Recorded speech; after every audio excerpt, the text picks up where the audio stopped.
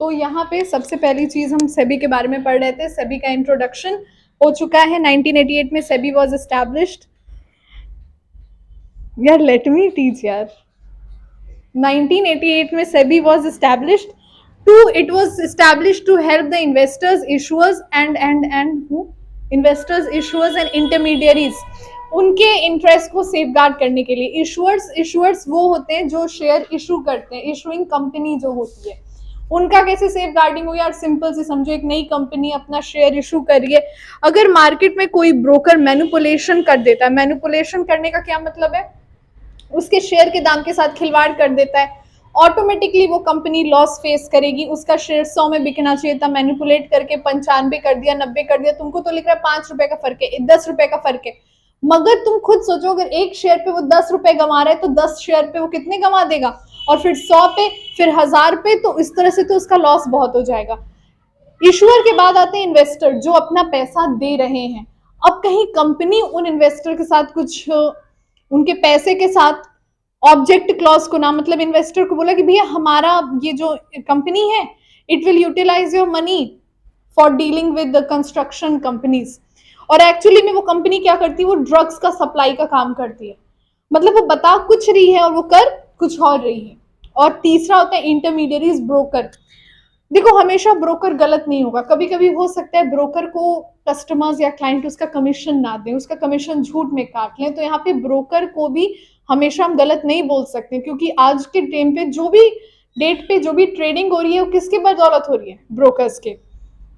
Objective में बच्चों हमने लिखवाया था पहली चीज, regulate the activity of stock exchange. Regulate मतलब वो इंश्योर करना कि स्टॉक एक्सचेंज की जितनी एक्टिविटी है वो सही तरह से कॉन्डक्ट हो रही है। Protect the right of investors and ensure safety to their investment. Investor का अधिकार क्या होता है तनु? इन्वेस्टर का अधिकार क्या होगा अगर हम किसी इशू और इसे क्या कहते हैं, इसे कहते हैं doctrine of constructive notice. Doctrine of constructive notice अभी नहीं पढ़ोगे बच्चों, तुम लोग ग्रेजुएशन वगैरह में पढ़ोगे, आर्टिकल ऑफ एसोसिएशन में आता है डॉक्ट्रिन ऑफ कंस्ट्रक्टिव नोटिस, जहां पे इन्वेस्ट करने से पहले आपको ये पूरा पूरा अधिकार है कि आप जिस कंपनी में इन्वेस्ट कर रहे हो उस कंपनी के बारे में सब कुछ जान सको। तो पहला मैंने आप लोगों को लिखवाया था कि to regulate the activities of stock exchange. Second था बच्चों to protect the right of, sorry second हो गया था, third to prevent fraudulent and malpractices. Malpractices का क्या मतलब है? फ्रॉडुलेंट मतलब तो धोखाधड़ी, मैल प्रैक्टिसेस का मतलब कभी सुना है 1 नंबर की इनकम और 2 नंबर की इनकम? रोशनी मान लो डायमंड मर्चेंट है, तो डायमंड के खरीद और बिक्री से इसको जो पैसा था वो 1 नंबर की इनकम, उसके बाद रोशनी रात में किडनैपिंग का भी काम करती है, उससे भी अच्छा खासा कमाती है, वो इसकी क्या है 2 नंबर की इनकम। तो मैल प्रैक्टिसेस का मतलब ये है कि अंडर द टेबल अगर कोई अपनी ऊपरी कमाई बना रहा है जो कि गलत है, सेबी के अनुसार जो कि गलत है, तो ऐसे मैल प्रैक्टिसेस पे, ऐसे गलत प्रैक्टिसेस पे अपने कंट्रोल को एक्सरसाइज करना। To regulate and develop a code of conduct, code of conduct, ये कॉन्डक्ट है कंडक्ट नहीं है, तुम लोग को डिफरेंस पढ़ा रखा है ना मैंने conduct conduct. To regulate the code of conduct of intermediaries, इसका क्या मतलब होता है बच्चे? सिंपल सा एग्जांपल, कॉल सेंटर वालों का कॉल आता है, तो तुम कितना भी उनको गाली दे दो वो तुम्हें मैम मैम मैम करके ही बात करेंगे, भले उनके मन में तुम जो गाली दे रहे हो उससे गंदी वाली गाली आ रही है, but they will ma'am please don't abuse ma'am, sorry ma'am, really sorry ma'am. क्यों? क्योंकि उनकी सारी कॉल्स रिकॉर्ड की जाती है। तुम लोग एक और एग्जाम्पल हो, जब भी तुम लोग का कोई प्रोडक्ट आने वाला होता होगा, एक मैसेज आता होगा फोन पे, out for delivery this this this, और तुम्हें अगर कुछ भी उसमें वो करना है कि भैया हमारा 2 घंटे बाद दीजिएगा, या फिर अभी दे दीजिए मुझे बाहर निकलना, या फिर कल की डेट डाल दीजिए, या फिर कहाँ है कुछ भी अगर, तो हमेशा क्या बोलता है, this call will be recorded for training and quality purposes, बोलता है ना, मतलब हर कॉल रिकॉर्ड की जाती है। यहाँ पे इंटरमीडियरीज जो ब्रोकर होते हैं उनकी भी कॉल रिकॉर्ड होती है। क्यों होती है? क्योंकि उनको एक कोड ऑफ कॉन्डक्ट दिया जाता है, आप इस दायरे से बाहर जाके किसी से बात नहीं कर सकते, आप बदतमीजी से किसी से बात नहीं कर सकते, आप अगर इन्वेस्टर से अपने पर्सनल रिलेशन नहीं बना सकते, ये शेयर खरीद रही है और वो इन्वेस्टर, मैम आपका कोई पर्सनल नंबर है, कुछ नहीं होगा, वो नौकरी से हाथ धो बैठेगा। तो कोड ऑफ कॉन्डक्ट सीए लोगों को भी देते हैं। जब सीए फाइनल करता है ना बच्चा, तो फाइनल में मान लिया जाता है जहां पे लगता है कि अब ये बच्चा निकाल लेगा, उनका एक सब्जेक्ट होता है सीए कोड ऑफ कॉन्डक्ट, उनको भी प्रिस्क्राइब किया जाता है। ठीक है, क्लियर है यहाँ तक। उसके बाद क्या लिखवाए थे बच्चों, फंक्शन। चलो यहाँ पे हमारे पास नोट्स अवेलेबल है बेटा, फंक्शंस ऑफ सेबी। बहुत ध्यान से देखना, बीकॉम थर्ड ईयर में कॉर्पोरेट अकाउंटिंग में इस चीज का 3-4 बार क्वेश्चन आ चुका है, बोर्ड पे है बेटा, 3-4 बार क्वेश्चन आ चुका है। और कितने का आता है, 10 या 20 नंबर का आता है। Functions of SEBI, protective function, development function, regulatory function. इसको याद कराने का एक तरीका देखो,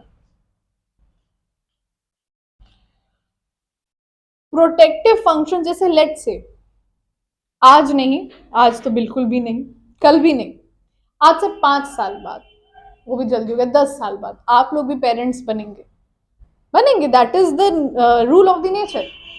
तो एज अ पेरेंट, किसी भी पेरेंट के 3 रोल होते हैं। सबसे पहला होता है प्रोटेक्टिव, अपने बच्चे की प्रोटेक्शन करना बाहरी हानि से, कहीं उसको कोई मैनिपुलेट नहीं करा, कहीं उसके दोस्त तो नहीं मैनिपुलेट करे, अरे यार चलो क्या सुट्टा ही रहे, मारो एक, होता है कि नहीं होता है भाई। देखो बच्चे, एक चीज समझो, पहली सिगरेट और पहली शराब कोई बंदा अपने पैसे से नहीं लेता है, या ना वो अपने बाप के पैसे से लेता, उस पे someone will enforce, never ever ever anyone purchases his own first cigarette or his own first alcohol।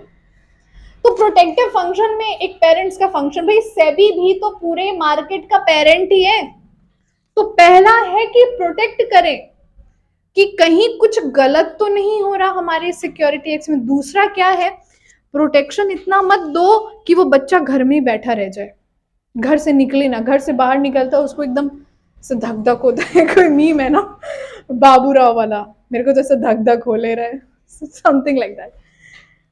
Develop भी होना चाहिए, प्रोटेक्शन ठीक है, पर एक लिमिट तक। अगर तुम उसको इतना प्रोटेक्शन दे दी कि कल को वो घर से बाहर निकलने में डरता है बच्चा, तो फिर तुमने उसको प्रोटेक्शन नहीं दी, तुमने उसको पिंजड़े में बंद कर दिया। मतलब यहां से भी देखेगा कि हमारा मार्केट में किसी भी अलग गलत तरह की तो एक्टिविटीज भी नहीं हो रही, और साथ ही साथ जो एक्टिविटीज होनी है वो हो रही है। जो एक्टिविटीज भाई एक बच्चे को जरूरी है, वो बाहर जाके कोचिंग पढ़ रहा है, बाहर जाके स्पोर्ट्स खेल रहा है, बाहर जाके पियानो क्लासेस ले रहा है, वो उसके डेवलपमेंट के लिए अगर तुम जरूरी समझते तो उसको उतनी फ्रीडम तुम दोगे, और साथ ही साथ ये भी देखोगे कि कहीं उस फ्रीडम का वो गलत इस्तेमाल ना करे। और सबसे अंतिम होता है रेगुलेटरी फंक्शंस। रेगुलेटरी फंक्शंस मतलब बेसिक फंक्शन होता है बच्चे, जहां पे आप उसके खाने पीने का ख्याल रखेंगे, उसके सर पे एक छत है उसका ख्याल रखेंगे, उसको पढ़ने के लिए किताब में उसका ख्याल रखेंगे। एक तुक्का की तरह मैंने तुम्हें याद करा दिया, इसी चीज को समझो बच्चा, सेबी स्टॉक एक्सचेंज का पेरेंट्स है। ओके, तो जैसे किसी भी पेरेंट के 3 फंक्शन होते हैं मेनली, इसके भी 3 फंक्शन है मेनली, प्रोटेक्टिव, डेवलपमेंट, रेगुलेटरी। बोलो कोई दिक्कत? क्योंकि ये बहुत इंपॉर्टेंट टॉपिक है और ये बोर्ड्स में 17 में पूछा है, 2017 के पेपर में ये पूछा है। कितने नंबर के लिए? 8 नंबर के लिए। और एग्जैक्टली जैसा मैंने लिखा, अगर वैसे लिख देते हो तो 8 में से 7 नंबर मिलेगा, 1 नंबर क्यों कट जाएगा? क्योंकि मैंने यहाँ पे डिस्क्रिप्शन नहीं लिखा। जो भी मैंने तुम लोग को सिखाया कि बच्चों कोई भी चीज, तुम्हें भी बेटा कोई भी चीज जो पॉइंट्स में तुम लिख रहे हो उसका एक बिल्डअप दे देना, ठीक है। जैसे बचपन में कोई पूछता था ना व्हाट इज योर नेम, तो तुमको जब तुम अपना नाम क्या बताया जाता, तो तुम्हें कहना चाहिए my name is Shinchan Nohara. नहीं, मेरा नाम नहीं, I am giving you example. तो what is your name? Shinchan Nohara नहीं, my name is Shinchan Nohara, ठीक है। तो वही बिल्डअप वो नहीं दिया मैंने अभी, तो वो तुम लोग कर लोगे। इतना डिस्क्रिप्शन मैंने लिखा रखा है, कोई भी 4 लाइन लिख देना यहाँ पे। अब चलो शुरू करते हैं। प्रोटेक्टिव फंक्शन में अभी देखो यहाँ पे बिल्डअप है, मैंने लिखा है कि protective function are those function which are performed by SEBI to protect the interest of the investors such as. Investor के हित के लिए, कभी सुना है तुमने कोई भी अगर गवर्नमेंट का नियम कानून कुछ भी स्कीम लिखता है पहले क्या लिखता है? जनहित में जारी। मतलब सोशल वेलफेयर के लिए किया गया काम है। तो यहाँ पे हम इन्वेस्टर के हित में कर रहे हैं ये काम। देखो यहाँ पे नई नई चीजें, नए नए वर्ड सीखने मिलेंगे तुम्हें। Check of price rigging. बेटा रिगिंग का क्या मतलब होता है? कभी तुम लोगों ने बचपन में वो एक खिलौना मिलता था मेले में, ज्यादातर अब तो स्टेशनरी की दुकान में होता है, बबल्स निकलते हैं उसमें से, है ना, निकलते हैं ना। अब वो जो बबल्स का वो जो तुम्हें दिखता होगा, जैसे जैसे तुम बबल्स को निकालते जाते हो, मतलब एक बार लिया फूका बबल्स, फिर उसका लिक्विड कम होता जाता है ना। ये जो लिक्विड होता है नॉर्मल लिक्विड नहीं होता, ये लिक्विड तुम्हें काम, इसको खोल के धूप में रख दो कभी, वो इवेपोरेट कर जाएगा। ये जो इवेपोरेशन, लिटरली रिगिंग शब्द का मतलब होता है इवेपोरेट करना। तुम कभी ले आओ, तो 20-20 का मिलता है स्टेशनरी की दुकानों पे, इधर आजाद चौक पे, खोल लो और उसको रख दो धूप में, 8 घंटे छोड़ दो, वो इतना ना, वो इतना आ जाएगा। रिगिंग का लिटरल मतलब यही होता है। प्राइस रिगिंग का मतलब है जबरदस्ती किसी की प्राइस को बढ़ा देना, इन्फ्लेट कर देना या घटा देना, डिप्रेस कर देना। बोलो बात सही है? अगला है प्रोहिबिशन ऑफ इनसाइडर ट्रेडिंग। बड़े ध्यान से समझना, इनसाइडर ट्रेडिंग का मतलब क्या होता है। वो एक रामायण का बहुत ही फेमस मुहावरा है, घर का भेदी लंका ढाए, सुना है? Insider trading. ये जो विभीषण के ऊपर ये मुहावरा है, वो क्या थे? वो इनसाइडर थे ना, तो उन्होंने बताया ना कि रावण को ऐसे मारिए तो वो मर जाएगा। इनसाइडर ट्रेडिंग भी ठीक यही चीज है, बस यहाँ पे ये है कि घर का बेदी लंका ढाएगा नहीं, लंका और बढ़िया बना देगा। इन शॉर्ट, मान लो मेरी एक कंपनी है, मैंने एक कंपनी खोली उसके कोलैबोरेशन में, क्योंकि और किसके कोलैबोरेशन में खोली। अब हमने ये जो कंपनी खोली, तो मैंने बोला कि तनु ये काम करो, जाके मार्केट में झूठ में इतनी हाइप क्रिएट कर दो, झूठ में तुम चाहे 10 ब्रोकर को कमीशन दो, चाहे तुम किसी से ऐड करवाओ, तुम्हें जो करवाना है करवाओ, पर हाइप क्रिएट कर दो। हाइप मतलब होता है बज, मतलब एक होता है ना कि भौकाल क्रिएट कर दो कि भाई साहब ये कंपनी में तो पैसा लगाना ही लगाना है। अच्छा खासा इसने हाइप क्रिएट भी कर दी। मेरी कंपनी की औकात नहीं है उतना इंटरेस्ट देने की, मुझे भी पता है, मेरे पार्टनर को भी पता है, बट हुआ क्या, लोगों ने बढ़ चढ़ के शेयर्स खरीदे। अगर हम लोग ये हाइप नहीं क्रिएट किए होते, क्या वो लोग शेयर्स खरीदते? नहीं खरीदते। ये इनसाइडर ट्रेडिंग का एक तरीका है। दूसरा एग्जाम्पल लो, हम लोग की एक कंपेटिटर कंपनी है, ठीक है, हमने बोला तनु काम करो, इन लोग का नाम मिट्टी में मिलाया जाता है, बोली बस उसमें तो तेज है। अब हम लोग क्या झूठ में स्टिंग ऑपरेशन वगैरह किए, उनका ऐसे वीडियो वायरल कर दिए कि भाई ये लोग का तो पाकिस्तान के आतंकवादियों से रिलेशन है, ये लोग आतंकवाद की फंडिंग करते हैं। वही एक कॉम्पिटिटर था मेरा मार्केट में, वो भी ध्वस्त हो गया। तो ऑटोमेटिकली इन्वेस्टर के पास कौन बचा ऑप्शन में? मेरी कंपनी। मतलब बेटा इनसाइडर ट्रेडिंग की मतलब कि कंपनी के अंदर का कोई व्यक्ति अगर कस्टमर को मैनिपुलेट करने के लिए कुछ भी गलत हरकत करे जो उसे नहीं करनी चाहिए थी, कस्टमर को धोखा देने की हरकत करे जो उसे नहीं करनी चाहिए थी, उसे इनसाइडर ट्रेडिंग कहते हैं। इनसाइडर ट्रेडिंग शब्द क्या दिखाता है कि कंपनी के अंदर से कंपनी के सिक्योरिटीज को हाइप करने का काम किया गया है। तो ये भी गलत है, इसको भी बंद करेगी सेबी। तीसरा है बच्चे fraudulent and unfair trade practices. बहुत आराम से तुम लोग समझते हो, जो ट्रेड प्रैक्टिसेस गलत है उन्हें रोकथाम करना है, उसको कंप्लीटली अबॉलिश करना है। फिर हम यहाँ पे प्रोटेक्शन हो गया हमारे मार्केट का, डेवलपमेंट फंक्शंस की बात करते हैं। These functions are performed by SEBI to promote, ये आर रोशनी, ये आप ही ने किया होगा, इसको पता नहीं क्या टशन है, रोड पे अच्छे से नोट रहते हैं, ये मिटाएगी नहीं, ये करेगी क्या? सी आएगी अपना, थोड़ा देर पहले आ गई, अब मैं कुछ काम से चलेगी, she will do this thing, बस बड़े सफाई से मिटा देगी। पहली दफा मुझे लगा कि भैया हमारी इंग्लिश को क्या होगी, क्या क्या हम लिख रहे हैं। फिर एक दिन मोहतरमा इधर किनारे बैठी हुई थी, देख में बोले ओ, तो अभी देखो इन्होंने क्या कर दिया, यहाँ पे प्रमोट का आर खा गई। These functions are performed by SEBI to promote and develop stock exchange such as, 3 stock exchanges की बात है बेटा, training of intermediaries and broker, वही बताया ना कोड ऑफ कॉन्डक्ट। तुम कितना भी उन लोग को गाली दे लो, वो लोग मैम और सर के अलावा नहीं कुछ बोलते, क्योंकि उनकी एक एक कॉल रिकॉर्ड होती है। और अगर उन्होंने अपनी कोड ऑफ कॉन्डक्ट को तोड़ दिया तो फिर वो निकल जाएंगे नौकरी से। तो पहला काम तो ये कि हमने अपने इंटरमीडियरीज को सही तरह से ट्रेन करना है। बच्चे दूसरे अंडर राइटिंग वेरी इंपॉर्टेंट, कितनी दफा पढ़ाया है बच्चे। मिनिमम सब्सक्रिप्शन होता है 90% किसी भी सिक्योरिटी का, और वो सिक्योरिटी 90% सब्सक्राइब होगी, ये कौन इंश्योर करता है? Under writers. मतलब 90% से जितना कम तुम्हारी सब्सक्राइब होगी ये लोग खरीद लेंगे, तो कमीशन लेंगे ना, फ्री में थोड़ी खरीदेंगे तुम्हारे shares. IPO of primary market is promoted through stock exchange. IPO initial public offer, जो कंपनियां पहली दफा ऑफर ला रही हैं उनको हेल्प करते हैं हम। क्यों हेल्प करते हैं? क्योंकि वो कंपनी फर्स्ट टाइम आ रही है मार्केट में।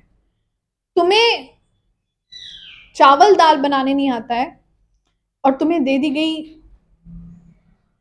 रोटी बनाने के लिए, बना लोगे? रोटी तो और कठिन है।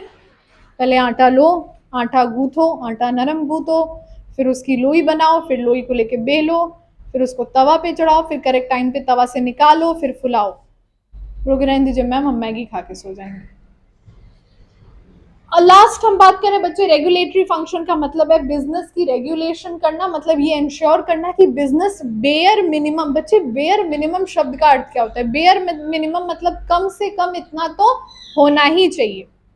बेयर मिनिमम अचीव करिए। सबसे पहले framing of rules and regulations and code of conduct for brokers, जो नियम कानून इशुअर्स को, इन्वेस्टर्स को और इंटरमीडियरीज को फॉलो करने हैं।